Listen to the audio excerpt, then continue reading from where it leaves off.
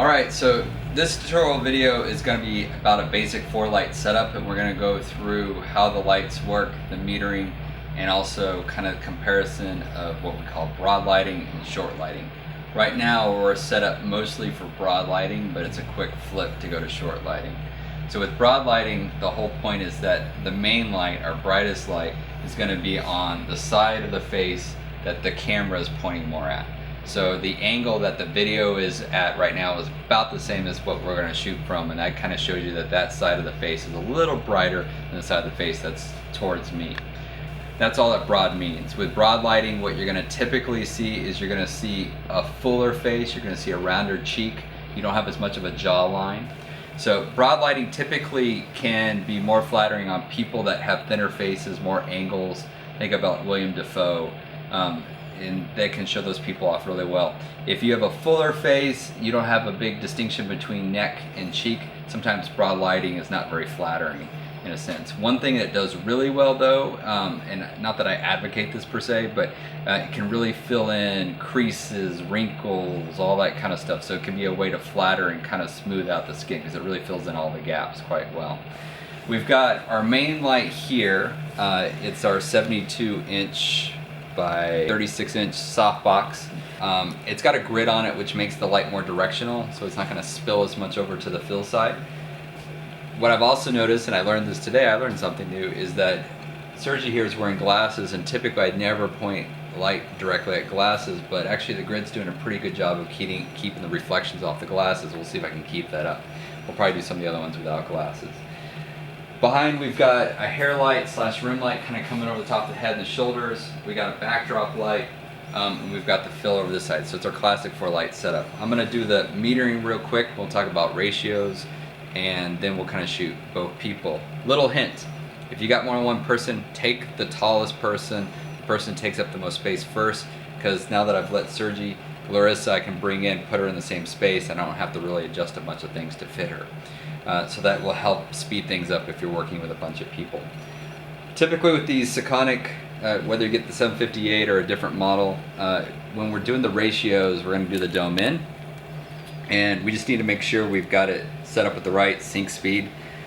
Because this is wireless, with our Canons we found that 1/25th of a second with our Canon 6Ds in the studio is the way we want to go. Even though that's not the true sync speed of the camera, there's a little delay in the wireless connection, so anything faster you get a partial exposure. But I'm going to make sure I'm watching the light hit. I'm coming to that side, I'm pointing the light directly at it. Watch your eyes.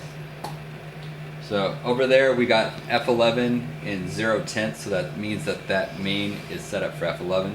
The light I'm most concerned about right now is the fill. That's going to give me the ratio. So I'm going to come over here, I'm pointing towards the fill light, getting up close again to the side of the face that's going to be lit. Watch your eyes. So right there I got 5.6 6/10, so that's 5.6 and a half. So if you think 5.6 and a half to 8.5 is one stop, you got another half of a stop to 11. So there's about a stop and a half difference between these two lights. So we should in the final results see that this side's a little darker, but it won't be very dramatic. It will be kind of a classic sort of headshot difference between the two. So not quite high contrast, not flat, just a little bit of contrast to make him seem more three-dimensional, less flat. Now, I don't want to lose the texture here, so rule of thumb is if this is f11 on this side right here, I probably don't want to go more than 2 stops brighter, because I want to make sure I get the texture of the hair. So I'm just going to point this up to this light, and let's see what we get. And I've got f16 right on the money on that one. So I went from 11 to 16, so it's only 1 stop more, so I'll get a little bit of a rimming effect, a little bit of hair light, but not so much that it's going to be bright white. I'll also check the shoulders just to make sure none of them are too bright. So 11 1/3,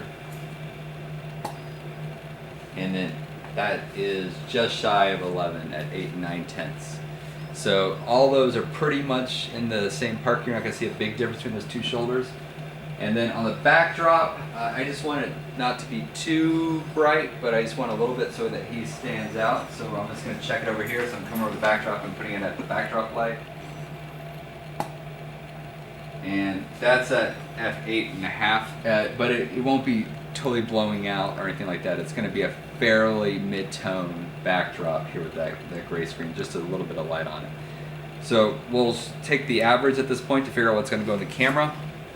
The average, I don't want to block the main and the fill. That's my main concern. So I'm going to point this kind of in the angle that the camera's going to shoot from and let it do the work. And I got f8 and 8/10, so just shy of 11.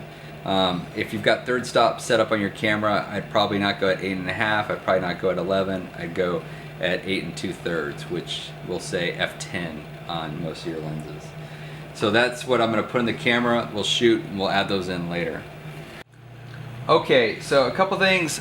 Most of the time in portraiture, one of the things that helps to show the eye off best is if you're shooting slightly down. I don't want to go crazy dramatic. It's not a senior portrait or a Facebook profile. But I want to kind of look maybe slightly down. That's going to open up his chin, bring his chin up just a little bit, and it's going to open up his eyes to look up at me. But not enough where like the center part. We don't want like the true pupil kind of blocking the color of the eyes. So I'm going to make sure I'm not too tall for him. A lot of times people are taller than me, so I need a little boost to get up high enough to be able to do that. The other thing is I'm going to watch the background. I'm going to make sure I don't get the background of the frame, so I'm kind of just checking here. I'm really doing more of a headshot than anything else. I want to back up just a tiny bit so I can do that. And watch your autofocus, especially if you're shooting anywhere kind of f8 to shallower depth of field. I'm going to put my autofocus right on his nose to his eyes, kind of right in that area, because otherwise we might find that his nose goes out of focus, or we might find that at his ears he goes out of focus, and I'm not doing anything kind of dramatic like that. I'm doing kind of more of a headshot kind of thing. I'm looking to see how this main light's hitting the ridge of his nose. So as I look at this, I might direct him a little bit. I like the head tilt. The head tilt works for me. The only thing is he's out of my backdrop light. So I'm going to direct him with my hand and say, Sergi, can you take one step this direction? Now he's kind of right in that sort of glowing part of the backdrop that looks a little bit nicer. And then I'll focus in on him, and I'm just kind of look at this head tilt. All right, and then I like to talk to people, and what I'll do is I'll tell them on 3, blink, and then I'm gonna take the picture. So 1, 2, 3, blink. And right when they come out of the blink, that's a great time because the eye really opens up. So that's probably a really good time to catch them so they don't look like they're kind of half awake or get, especially with smiley people, a lot of times they close those eyes when they smile, so you gotta kind of watch out for that.